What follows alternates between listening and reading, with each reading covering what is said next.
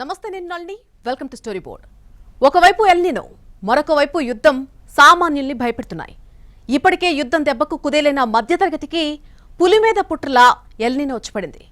ఈ రెండింటి కారణంగా రూపాయి విలువ తగ్గుతోంది, ద్రవ్యోల్బణం పెరిగిపోతోంది, తద్వారా కొనుగోలు శక్తి తగ్గుతోంది.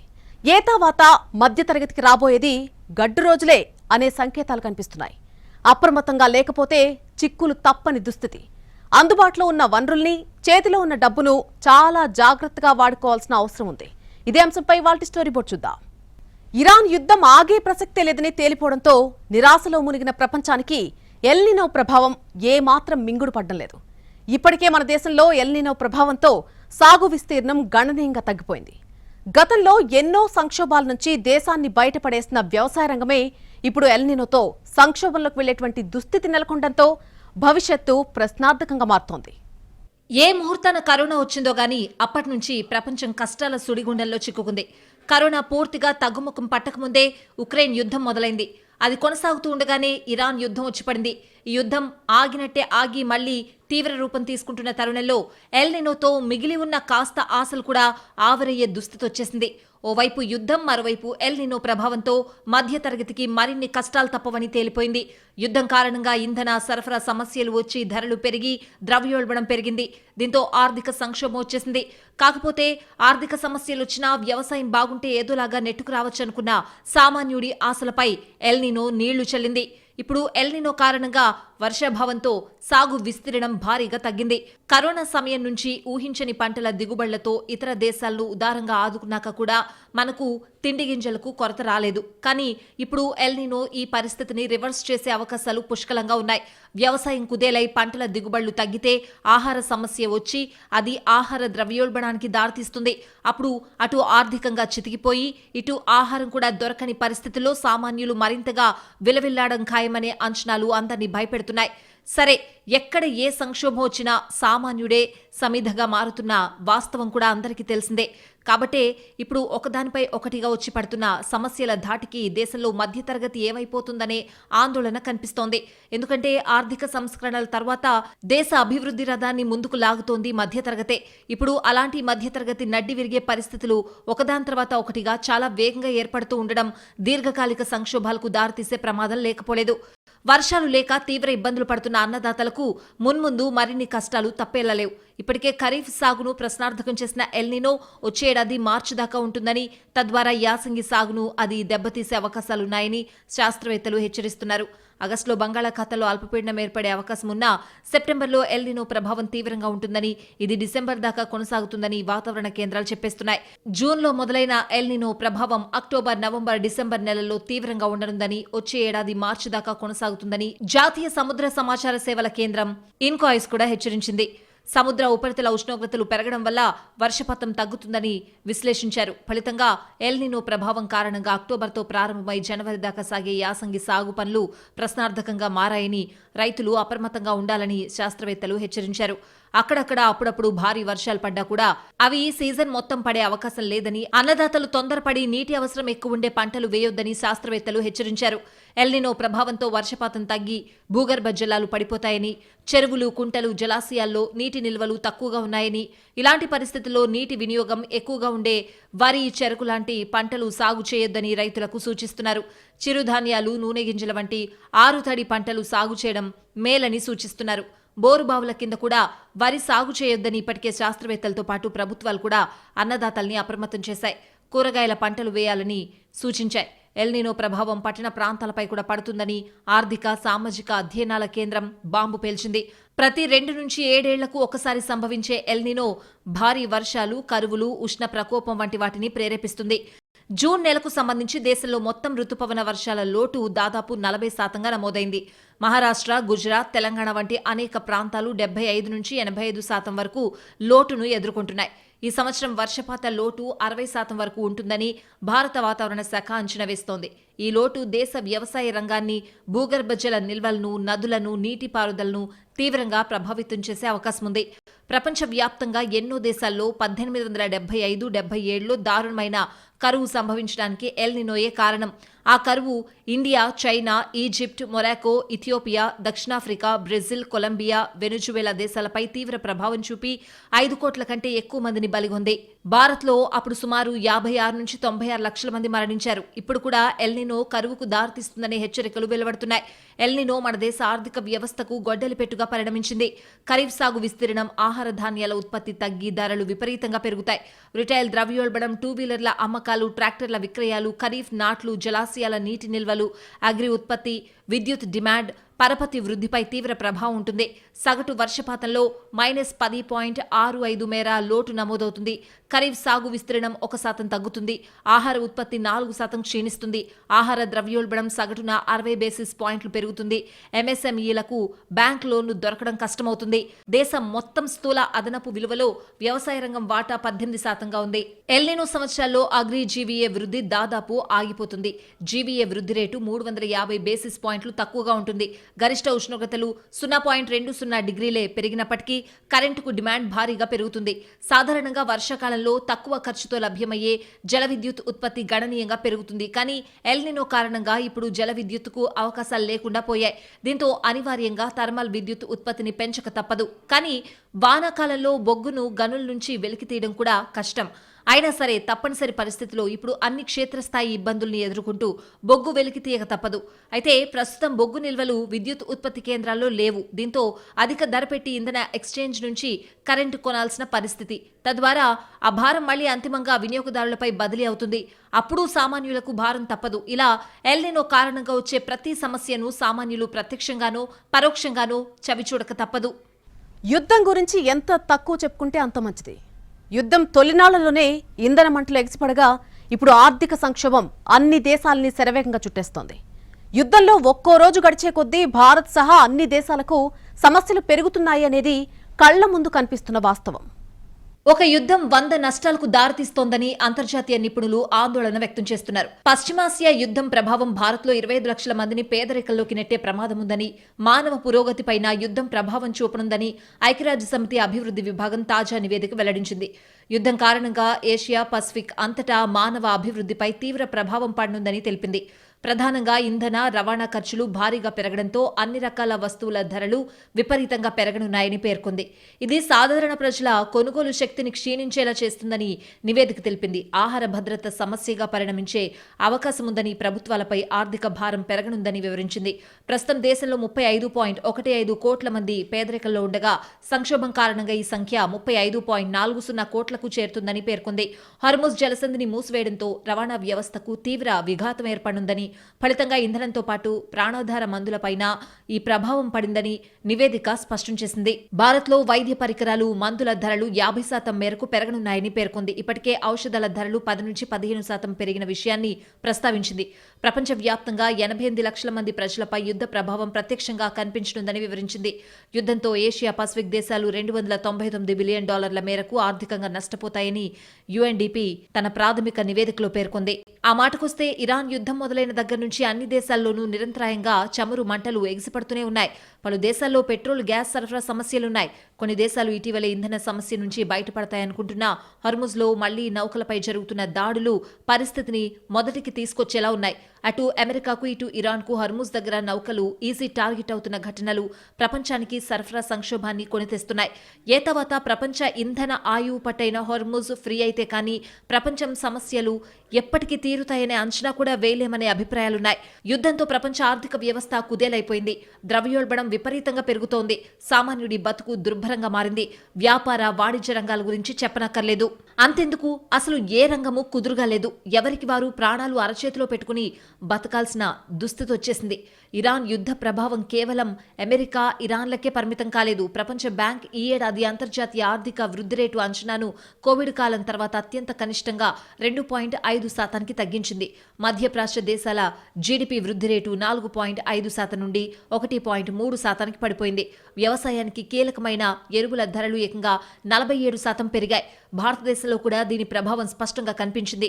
కమర్షియల్ ఎల్పీజీ ధరలు విపరీతంగా పెరగడంతో పాటు వంట గ్యాస్ కొరత ఏర్పడి సామాన్యులు, వ్యాపారులు తీవ్ర ఇబ్బందులు పడ్డారు. ఇప్పుడు అంతకు మించిన సమస్యలు వచ్చే సంకేతాలు కాదు, ఏకంగా క్లారిటీ కనిపిస్తోంది. వ్యక్తి నుంచి కుటుంబం వరకు, దేశం నుంచి ప్రపంచం వరకు ఎక్కడైనా ఎప్పుడైనా జీవన ప్రమాణాలను, భవిష్యత్తును డిసైడ్ చేసేది ఆర్థిక పరిస్థితే.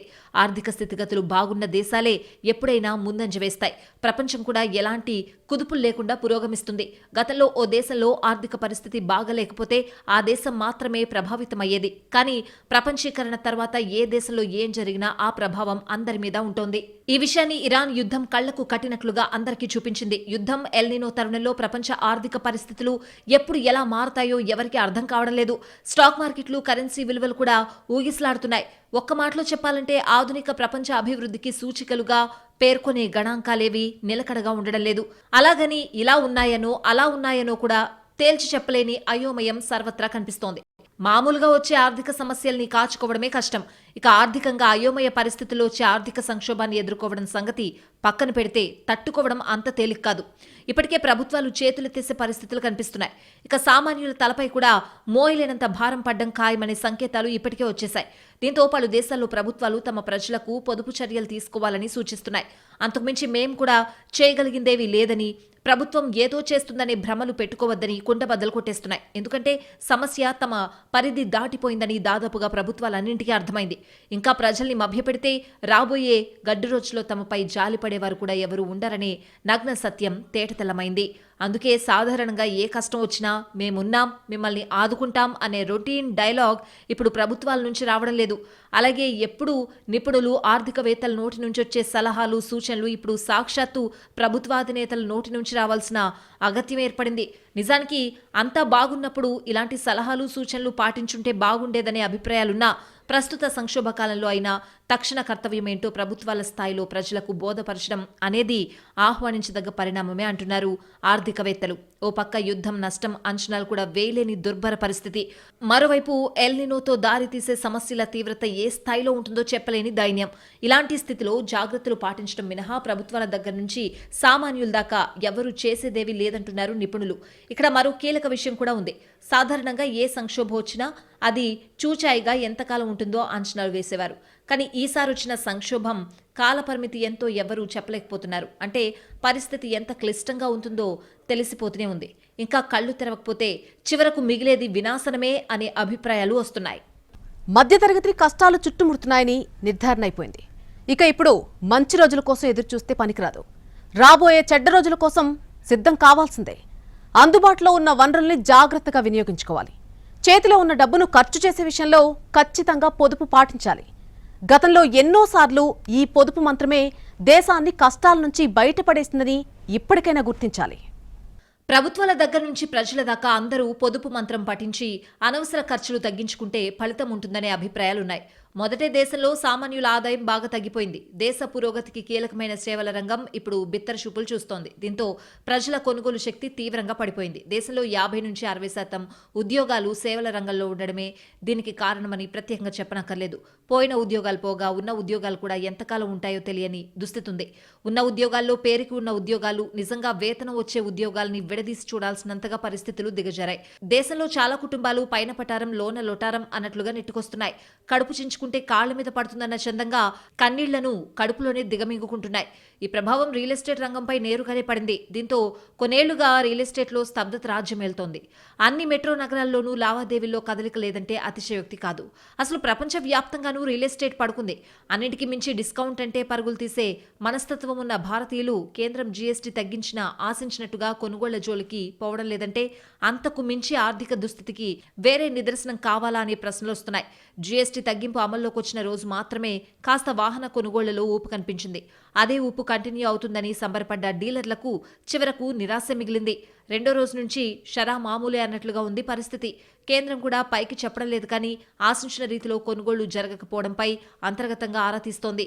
ఎవరేం చేసినా, ఏ ఆఫర్లు పెట్టినా, పన్నులు తగ్గించినా జనం దగ్గర డబ్బులు లేనప్పుడు కొనుగోళ్లు ఎలా పెరుగుతాయని ఆర్థికవేత్తలు ప్రశ్నిస్తున్నారు. దేశంలో 140 కోట్ల జనాభా ఉన్న మాట నిజం.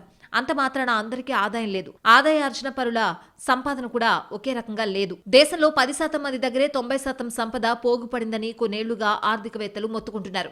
జీడీపీ పెరుగుతుందని సంబరపడితే చాలదు. సంపద అందరికీ సమానంగా పంపిణీ అవుతుందా లేదా అనేది కూడా చూసుకోవాలి. ఆదాయ అసమానతలున్న చోట ఆర్థిక వృద్ధి బాగున్నా నిజ వేతనాలు పెరగవు, ప్రజల కొనుగోలు శక్తి కూడా పెరగదు. అని గుర్తుంచుకోవాలి. ఇప్పటిదాకా ఆర్థికవేత్తల సూచనలు లైట్ తీసుకున్న వారికి కూడా ఇప్పుడు వారి సూచనల్లో కఠోర వాస్తవాలు కళ్ళకు కడుతున్నాయి. ఎంతసేపు దేశంలో ఇంత జనాభా ఉంది కాబట్టి ఇంత మొత్తంలో కొనుగోళ్లు జరుగుతాయని పేపర్ మీద లెక్కలేస్తున్నారు, కానీ నిజంగా ఎంతమంది దగ్గర కొనుగోళ్లు పెరిగే స్థాయిలో ఖర్చు చేసే స్తోమత ఉందని అంచనా వేయలేదు. అక్కడే తేడా వస్తోంది. పైగా ఈ పరిస్థితి యుద్ధం ఎల్నినో ప్రారంభం కావడానికి ముందే ఉంది. ఇక ఇప్పుడు పరిస్థితులు పాతాళానికి దిగజారాయని చెప్పడానికి ఎక్కువ సందేహించాల్సిన పనేం లేదు. ఇటువంటి క్లిష్ట పరిస్థితుల్లో దేశీయ పొదుపు మొత్తాలు పడిపోవడం ప్రమాద ఘంటికలు మోగిస్తోంది. ఆర్థిక అనిశ్చితిలో పొదుపుని మించిన తరుణోపాయం లేదని నిపుణులు సలహా ఇస్తున్నారు. గతంలో ఇదే పొదుపు మంత్రంతో భారత్ ఎన్నో క్లిష్ట పరిస్థితుల్ని అవలీలగా ఎదుర్కొందని గుర్తు చేస్తున్నారు. కొన్నేళ్ల క్రితం ఆర్థిక మాంద్యాన్ని భారత్ విజయవంతంగా అధిగమించడంలో దేశీయ పొదుపు మొత్తమే గేమ్ చేంజర్ పాత్రను పోషించింది. అందుకే ఇప్పటికైనా ప్రాథమిక ఆర్థిక సూత్రాలని నిర్లక్ష్యం చేయకుండా అత్యంత అప్రమత్తంగా ఉండాలని సూచనలు వస్తున్నాయి.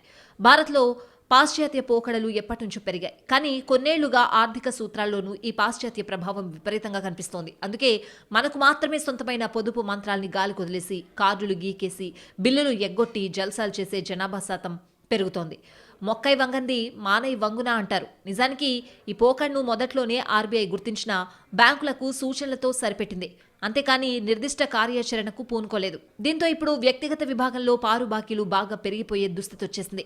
ఇప్పుడు ఎవరు ఏమీ చేయలేరని చేతులెత్తేయడానికి రెడీ అయిపోతున్నారు. కానీ ఇది కూడా తప్పే అని వేరే చెప్పక్కర్లేదు. సమస్యను మొదట గుర్తించినా పరిష్కారం చూడకపోవడం ఎంత తప్పో, విషమించాక కూడా ఆఖరి ప్రయత్నం చేయకుండా చేతులెత్తేయడం అంతకు మించిన పెద్ద తప్పు. ఇప్పటికీ మన ఆర్థిక వ్యవస్థకు కాయకల్ప చికిత్స చేసే అవకాశం ఉంది. దీనికోసం ఎవరో ప్రపంచ నిపుణుల్ని సంప్రదించాల్సిన పనిలేదు. మరో దేశం ఆర్థిక విజయాల్ని అధ్యయనం చేయాల్సిన పనే లేదు. ఒకసారి అందరి ఇళ్లలో పోపుల డబ్బాలు తీస్తే అందులోనే మనం మిస్ అయిందేంటో అందరికీ తెలిసిపోతుంది. ఒకప్పుడు దేశీయ పొదుపు మంత్రంతో గలగల్లాడిన పోపు డబ్బాలు ఇప్పుడెందుకు ఖాళీ అయ్యాయో అవగతం చేసుకుంటే సమస్యకు పరిష్కారం అదే దొరుకుతుంది. ఒకప్పుడు దేశంలో పొదుపు ఉద్యమం తీవ్రంగా నడిచింది. ఉన్నంతలో కాస్తో కూస్తో కూడబెట్టుకునే ధోరణి రాజ్యం చేసింది. పొదుపర్లకు సమాజం కూడా సింహాసనం వేసి కూర్చోబెట్టింది. కానీ ప్రపంచీకరణ తర్వాత పొదుపర్లకు పిస్నారి ముద్ర వేసి గేలి చేసే కొత్త సంస్కృతి బయలుదేరింది. పైగా సంపాదనున్నా లేకున్నా ఖర్చు పెట్టేవాడే మొనగాడు అనే పోగడొచ్చేసింది. దీంతో ఆదాయంతో సంబంధం లేకుండా అప్పు చేసి మరీ పప్పు కూడా తినడానికి జనం అలవాటు పడ్డారు. ఆ అలవాటే సర్దుబాటు తత్వాన్ని దూరం చేసింది. అంతేకాదు సంక్షోభాలొస్తే కుటుంబాలే రోడ్డున పడే దుస్థితికి తీసుకొచ్చింది. అసలు 2008 ఆర్థిక మాంద్యం మన దేశానికి ఓ లెక్కే కాదు. ఎందుకంటే అంతకు ముందే ఘోరమైన రికార్డవని అధికారికంగా నమోదు కాని ఆర్థిక ఉత్పాతాల్ని మన దేశం చూసింది. అన్నింటినీ తట్టుకుని నిలబడేలా చేసింది ఈ పొదుపు మంత్రమే. అప్పట్లో జనం ఆదాయాలు కూడా బాగా తక్కువ. విపరీతంగా శ్రమ చేసిన 4 వేళ్లు నోట్లోకి పోవడం కష్టమైన రోజులు. అయినా సరే పొదుపు అలవాటును వారు విడిచిపెట్టలేదు. కానీ ఇప్పుడు అన్ని సుఖాలొచ్చాక, సంపాదన మార్గాలు పెరిగాక మరింతగా పెరగాల్సిన పొదుపు అంతకంతకు తెగ్గోసుకుపోవడం మన నేరపూరిత నిర్లక్ష్యమే అని ప్రత్యేకంగా చెప్పాల్సిన పనే లేదు. ఇది అందరికీ అనుభవంలో ఉన్న విషయమే. ఇప్పుడు ఈ ఉపోద్ఘాతమంతా ఎందుకంటే మరోసారి పొదుపు ఉద్యమానికి పెద్దపీట వేయడానికి ఆవశ్యకత వచ్చిందని చెప్పడానికే తప్ప మరొకటి కాదు. ఇప్పటికే పరిస్థితులు విషమించాయి. ఇప్పుడు కూడా కళ్లు తెరిచి వాస్తవాలు గమనించి పొదుపుకు ఓటేయకపోతే ఇక ఎప్పటికీ ఆర్థిక స్థితిగతులు మెరుగవకుండా పోయే ప్రమాదం లేకపోలేదని నిపుణులు మొత్తుకుంటున్నారు. ఎలాంటి క్లిష్ట పరిస్థితుల్లో అయినా అప్పుల జోలికి పోకుండా పొదుపుకు పెద్దపీట వేసి జాగ్రత్తగా వ్యవహరించే సమాజాలకు ఢోకా ఉండదనేది చరిత్ర చెప్తున్న సత్యం. కాదని మొండికేస్తే మాత్రం దేశాలు ప్రభుత్వాలతో పాటు సామాన్యులకు ముందు గడ్డు రోజులే అంటున్నారు నిపుణులు. ఇప్పుడున్న యుద్ధం కారణంగా ఆర్థిక సమస్యలు, ఎల్నినో కారణంగా ఆహార సమస్యలు రావడం ఖాయమేనని తేలిపోయింది. అసలు ఇలాంటి గడ్డు పరిస్థితులు రాకముందే దేశాలు మేల్కొంటే చాలా బాగుండేది. సరే, అయిందేదో అయిపోయింది. కనీసం సమస్యల సుడిగుండంలో చిక్కుకున్నప్పుడైనా దీని నుంచి బయటపడే మార్గం గురించి ఆలోచించకపోతే మునిగిపోవడం మినహా మరో ప్రత్యామ్నాయం ఉండదనే సంగతి కేవలం ప్రభుత్వాలే కాదు, సామాన్యులు కూడా ఖచ్చితంగా గుర్తించాల్సిన సమయం ఇప్పుడు వచ్చేసింది.